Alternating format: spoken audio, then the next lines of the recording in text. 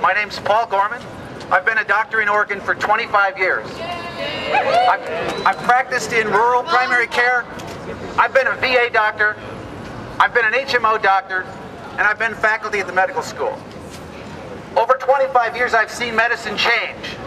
And after watching that change for 25 years, I'm ready for single payer, and I'm glad you all are too.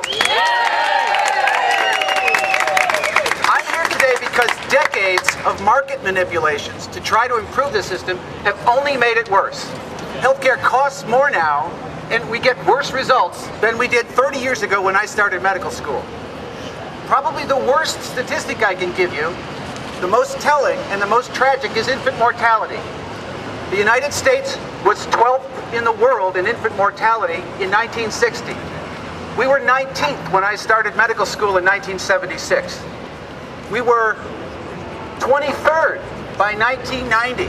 In all these efforts to improve quality and control costs, by 2004 we were 28th, and last summer it was announced we were 34th in the world in infant mortality.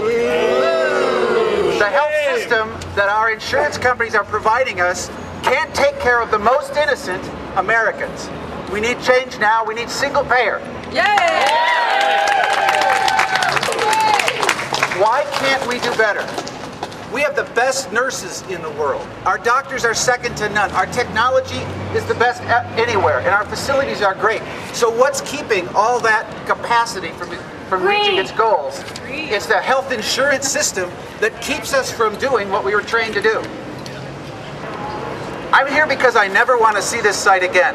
My neighbor, with her 9-year-old in the street with blood on his head. When I went out to attend to him, she ran in the house. Did she go to call the paramedics? No. She went to call her insurance company to see if it was okay to bring her son with a bleeding head for help. Never again do I want to see a worried mother unable to take her child for care. Never again do I want to send a diabetic home from the hospital with no insulin and no way of getting it. Never again do I want to see somebody who has a painful surgical condition and send them away without surgery because they have no access to care. Never again do I want to see somebody with multiple chronic diseases we know we can treat and send them away without access to primary care. That's why I'm here today. We need single payer. Bravo! Yeah!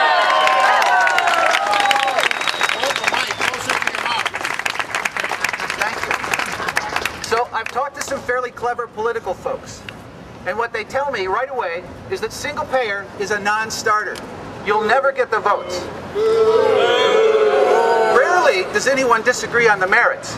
They never tell me why it won't work. In fact, many say it's better, but it's a non-starter. You'll never get the votes. Now, my first thought about that was actually, there was this black guy with a middle name of Hussein. Clearly a non-starter who could never get the votes. Where are we today? My second thought, I was doing some research on this. Her name was Katie Stanton. Anyone heard of her? Yes. Right. So at the convention, the first women's rights convention in like 1848, she wanted to insist that they insist on women getting the vote. Other people said, no, you can't ask for too much. That's going too far. People will think you're crazy. And she insisted that they include that provision because she knew they needed to ask for that. And we're in the same position now. It's not too much to ask that every American have basic health care for a reasonable cost, without co-pays, deductibles, getting dropped, not getting insured at all. So the last thing I want to do is read a little small quote.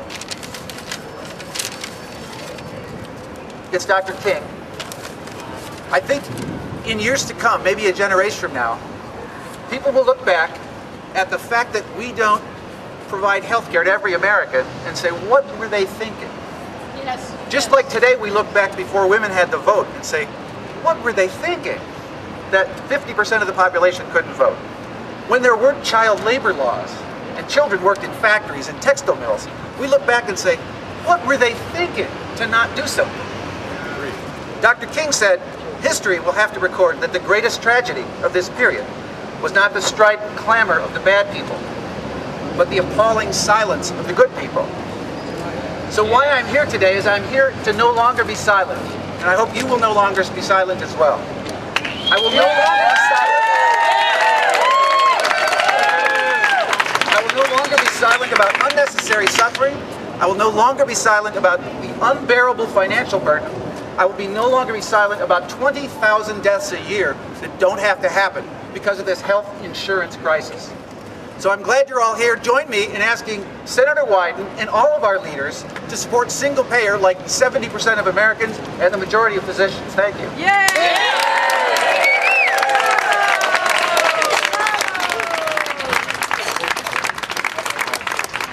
You know, when we got that 70% of people who say they want single payer, and we're told it's politically unrealistic, what that is about is not anything to do with democratic politics. It's about money. It's about a corrupt influence by insurance companies that gets in the way of our political leaders forming the political will to do what needs being done. That's what's missing. It's not that it's not politically, it's possible. It's that they won't do it. They lack the political will. They need to get the political will. Why don't they have it? Well, this check symbolizes why, okay? It's paid in the order of Ron Wyden, our senator. $395,000. What is $395,000? That is the amount of money that Ron Wyden's campaign funds and his what they call leadership PAC, which is what he uses to buy influence with other politicians, have received from big insurance, big pharma, big hospitals, and the AMA doctors. $395,000.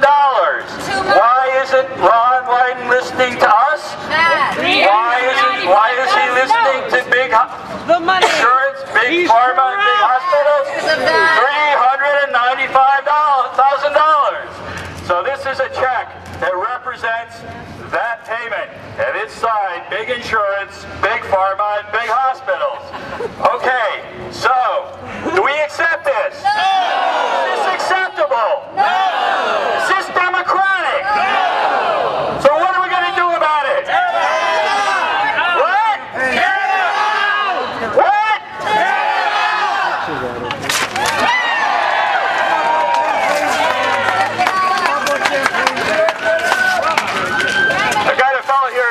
Saying that there's another piece that maybe we need to look at in here of public campaign finance, and I'm sure he's probably right about that. But anyway, today we're focusing on how the lack of that is influencing the single payer issue.